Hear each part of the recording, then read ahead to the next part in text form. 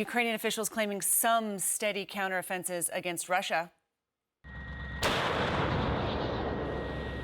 Military leaders say Ukraine has made progress over the past week, including in the hard-fought areas of Bakhmut and Zaporizhia.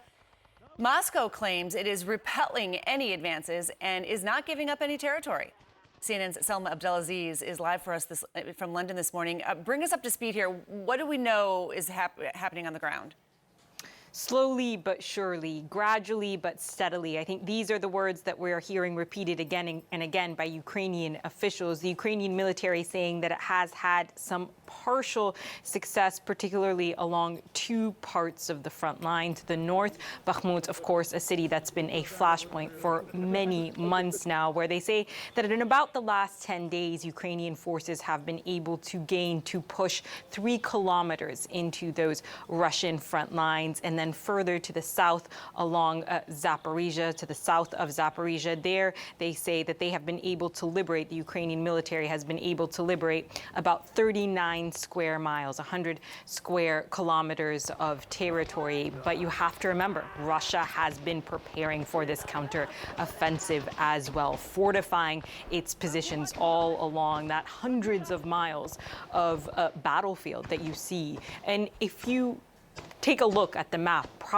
perhaps one of the most fortified areas is that very critical area to the south of Zaporizhia. You can understand why that's so important for Moscow to hold on to. It is part of that land bridge that connects Crimea to the rest of that battlefield. That land bridge means supply routes, means access to the Black Sea and the Sea of Azov. It is absolutely critical for the Kremlin to continue to hold on to the territory. But for Ukraine, the goal here is to pierce through those defensive positions, cut that land bridge off, but don't expect this to happen anytime soon. Again, Russia has been preparing. Ukraine is going to take this slowly, try to find weaknesses, and capitalize on them. All right, Salma, thank you so much for that. Nice to see you. Ukraine will receive hundreds more missiles for its air defenses. NATO allies who met in Brussels on Thursday decided on sending the extra military hardware. The U.S. Defense Secretary says helping Ukraine remains a long-term commitment. Ukraine's fight is a marathon and not a sprint. So we will continue to provide Ukraine with the urgent capabilities that it needs to meet this moment, as well as what it needs to keep itself secure for the long term from Russian aggression.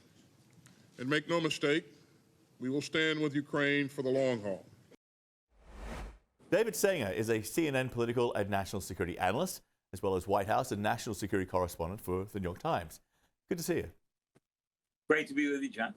Okay, so depending on the day of the week, this Ukrainian counteroffensive is either going gangbusters, or it's slow and steady, or has suffered some early setbacks, with the Russians proudly displaying captured and destroyed US hardware.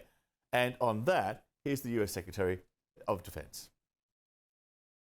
I think the Russians have shown us that same 5 vehicles about 1,000 times from 10 different angles.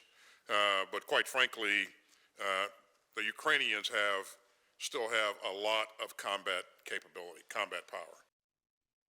And that power keeps flowing in. But these initial reports, they're rarely as good or as bad as they initially sound. And would you say this sort of early confusion is fairly typical? Well, it's a little bit hard to tell because nothing in this war has been typical, right? I mean, we started this war with Europeans thinking it wasn't going to happen, then thinking the Russians would win in 5 days. Then, the war shifting right back down to the south and east. So I'm not quite sure what to compare it to, John, but I would say this.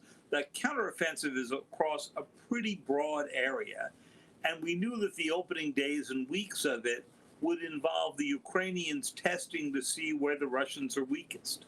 And I think we're seeing some of that. They're going to lose some equipment, as they did. The big risk, I think, for the Ukrainians is really a political one here, in addition to the risks of the lives, of course, not to be diminished at all, of those who are fighting in all of this. But the political risk is that having given them all of this equipment, all this training, if that doesn't look like it's punching through, it may be difficult in the United States, in Europe, to sustain these levels of support. Well, the Ukrainians say a lack of air cover and air defense is slowing their advance on the ground. And Thursday, NATO moved one step closer, it seems, to getting to the point of maybe supplying Ukraine with fighter jets. Listen to this. Today we got the commitment of our partners that training courses will start, and we will build up together construction of this consortium of fighter jets. It will start with the F-16, with the Netherlands and Denmark as the leaders, and other countries will join. One issue with the F-16s and Ukraine is that there's a lack of airfields in Ukraine, it seems, which can actually handle the F-16s. But Right. besides that, I want to give you a few ifs here, so bear with me.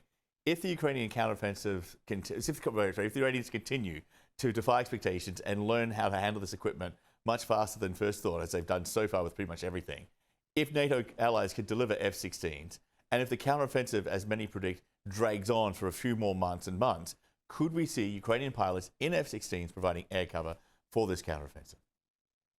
Well, I imagine you could. In the United States, an F-16 pilot is, a year or two training.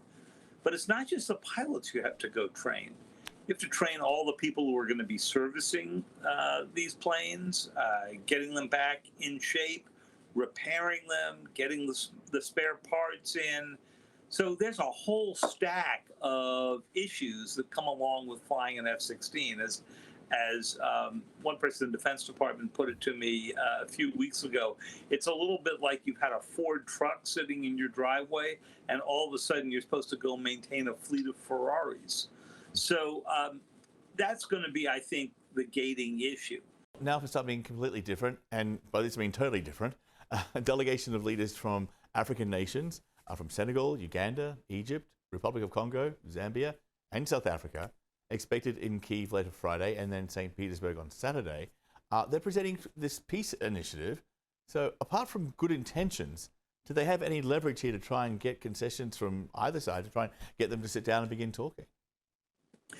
They don't have leverage. The fundamental problem here is not simply that you need peace agreements, but that President Zelensky has to make a fundamental decision about whether he is going to declare outright, as he has so far, that no peace agreement can be reached as long as Russians are on his territory.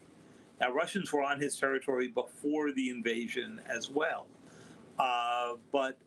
And the question is, does he include Crimea, in that definition, as well as the areas that have been attacked since February of last year? So it's not just, let's propose a peace agreement. It's what do those terms look like? And frankly, while the counteroffensive is underway, I don't see a motivation for either side, John, to want to necessarily come to the bargaining table. Good point to end on, David. As always, great to have you with us. Really appreciate it. Great to be with you, John.